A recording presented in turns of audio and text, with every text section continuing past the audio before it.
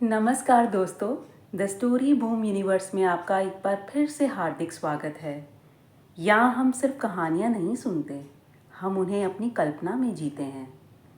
इस पूरी कहानी में आपको केवल एक चित्र या दो चित्र दिखाई देंगे, लेकिन हर चेहरा, हर कमरा, हर आवाज़, हर मुस्कान, हर आंसू आपकी अपनी कल्पना उन्हें जीवन देगी।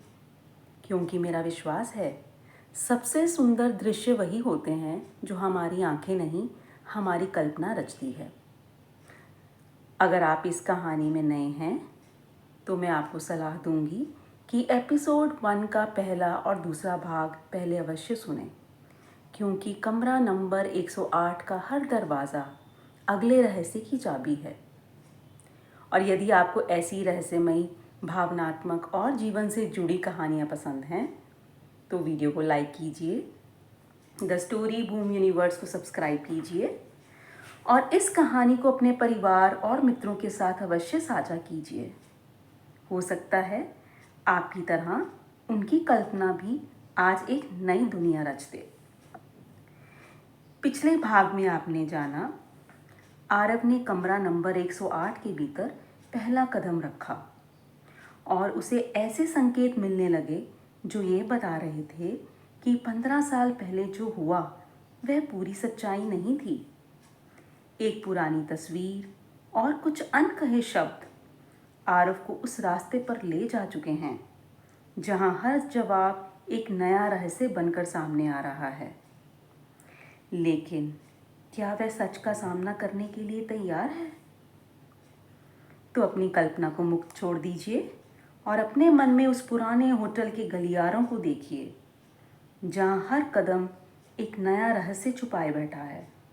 तो आइए कहानी को वहीं से आगे बढ़ाते हैं जहां हमने उसे पिछले भाग में छोड़ा था। आरव अब समझ नहीं पा रहा था कि वह किस पर विश्वास करे, उस कमरे पर, उस तस्वीर पर, या फिर अपने उन सवालों पर जिन्हें उसने 15 सालों से दबा कर रखा था। वह वापस कमरे के अंदर आया, दरवाज़ा बंद किया और कुछ देर तक बिना हिले खड़ा रहा। उसके हाथ में वही पुराना कागज़ था जिस पर लिखा था, कल को बदलना है तो पहले कल को स्वीकार करना होगा। आरव ने कागज़ को मेज़ पर रख दिया। कौन है जो मेरे साथ ये खेल खेल रहा है? कोई जवाब नहीं आया। कमरे में सिर्फ घड़ी की आवाज़ थी, टिक टिक टिक। तभी उसकी नज़र मेज़ पे नीचे गई। वहाँ एक छोटा सा लकड़ी का बॉक्स रखा था। उसने बॉक्स उठाया। वह बहुत पुराना था। ऊपर सिर्फ एक अक्षर लिखा था, आर। आरव के हाथ रुक गए। आर? रोहन? उसने धीरे से बॉक्स खोला। अंदर थे एक पुरानी घड़ी, एक छोटा सा कागज़ और एक पुरानी डायरी का फटा हुआ पन्ना। आरव ने कागज़ उठाया। उस पर लिखा था, भैया, अगर कभी आपको लगे कि मैंने आपका साथ छोड़ा तो एक बार मेरी बात पूरी सुन लेना। आरव की आंखें नम हो गईं, क्योंकि यह पहली बार था जब उसे लगा शायद उसने कहानी का सिर्फ एक हिस्सा सुना था। उसे 15 साल पहले की वह रात याद आई। 15 साल पहले दोनों भाई अपनी कंपनी के ऑफिस में थे। आरव गुस्से में था। तुम समझते क्यों नहीं हो रोहन? बिजनेस भावनाओं से नहीं चलता। रोहन शांत था। भैया, मैं भावनाओं से नहीं, ईमानदारी से चलाना चाहता हूँ। आरव ने गुस्से में कहा, तुम्हें लगता है तुम मुझसे बेहतर कर लोगे? रोहन की आंखों में दर्द था। नहीं भैया, मुझे लगता है हम दोनों साथ मिलकर बेहतर कर सकते हैं। लेकिन उस दिन आरव ने उसकी एक भी बात नहीं सुनी। रोहन ने जाते जाते कहा था, भैया, कभी कभी जीतते जीतते भी इंसान कुछ बहुत कीमती हार जाता है। उस रात रोहन चला गया। और फिर कभी वापस नहीं आया। इधर वापस वर्तमान में आरव की आंखों से आंसू निकल आए। उसने डायरी का पन्ना खोला। उसमें लिखा था 17 जुलाई। आज भैया बहुत नाराज़ हैं, लेकिन मैं जानता हूँ उनका गुस्सा उनके दिल से बड़ा नहीं है। मैं कल उनसे फिर बात करूँगा। आरव रुक गया। कल?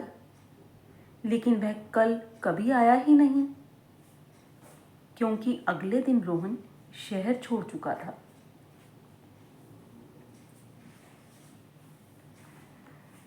आरव ने पहली बार खुद से पूछा, क्या मैंने उसे जाने दिया या मैंने उसे दूर कर दिया?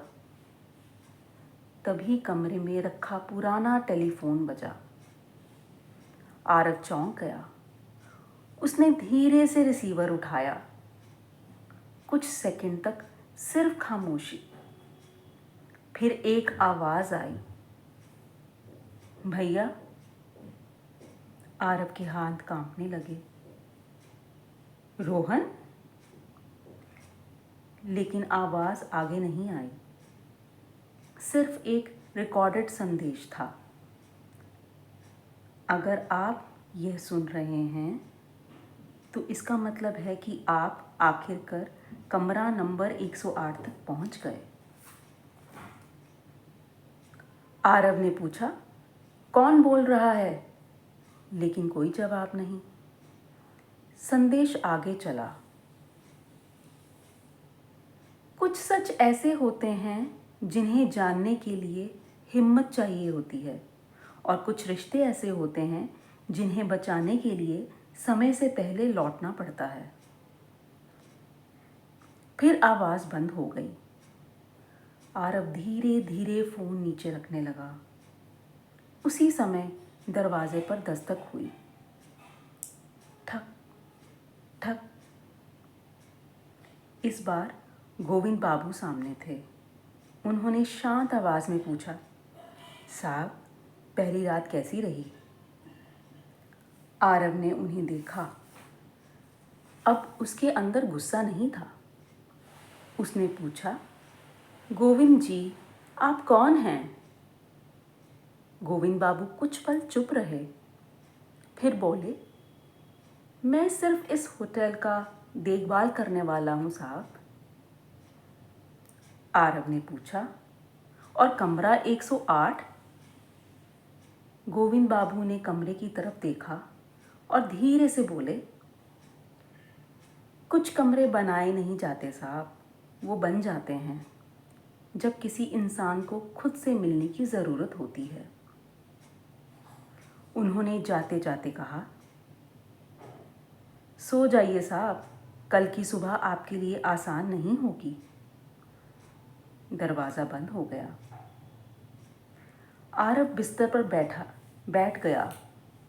उसने पहली बार 15 साल बाद रोहन का नंबर खोला।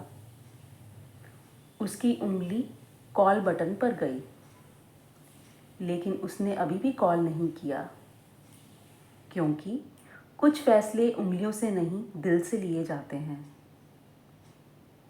बाहर बारिश रुक चुकी थी। आसमान में पहली बार हल्की रोशनी दिखाई दे रही थी, और कमरे नंबर 108 में आरव की ज़िंदगी का पहला दरवाज़ा खुल चुका था। तो दोस्तों, आज की कहानी का यह हिस्सा यही समाप्त होता है। आज की पंक्ति इस प्रकार है, कभी कभी हम जिस इंसान को खोया हुआ समझते हैं, असल में हमने उससे बात करना छोड़ दिया होता है।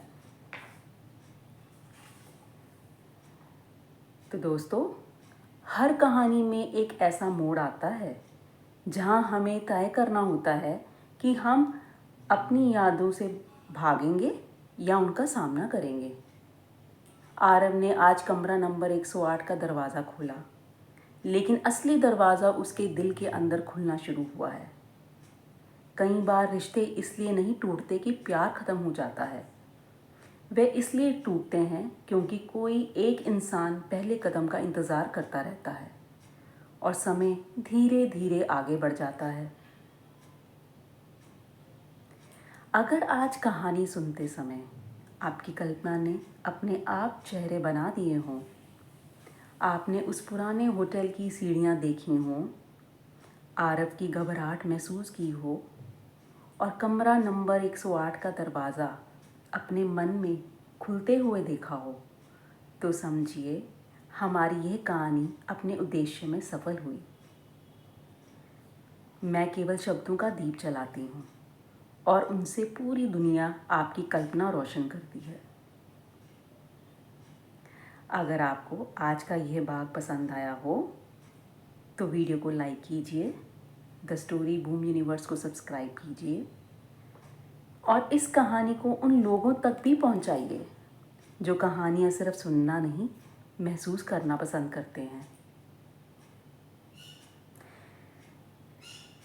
अगले भाग में आरव के हाथ लगेगा ऐसा सुराग जो पहली बार ये संकेत देगा कि रोहन का गायब होना सिर्फ एक हादसा नहीं था। एक पुराना नाम सामने आएगा, एक बंद दरवाज़ा फिर खुलेगा और कमरा नंबर 108 आरव से ऐसा सवाल पूछेगा जिसका जवाब उसके पूरे जीवन की दिशा बदल सकता है। और याद रखिए, कहानियाँ शब्दों से शुरू होती हैं, लेकिन उनका सबसे सुंदर रूप आपकी कल्पना में जन्म लेता है। तो मैं फिर मिलूँगी कमरा नंबर 108 के अगले रहस्यमय भाग के साथ। तब तक अपनी कल्पना को जीवित रखिए और मुस्कुराते रहिए। और ये भी याद रखिए, कमरा नंबर 108 का दरवाज़ा हर किसी के लिए नहीं खुलता, लेकिन जिस दिन खुलता है इंसान वही नहीं रहता जो अंदर गया था। और शायद अगला मेहमान आप भी हो सकते हैं। नमस्कार।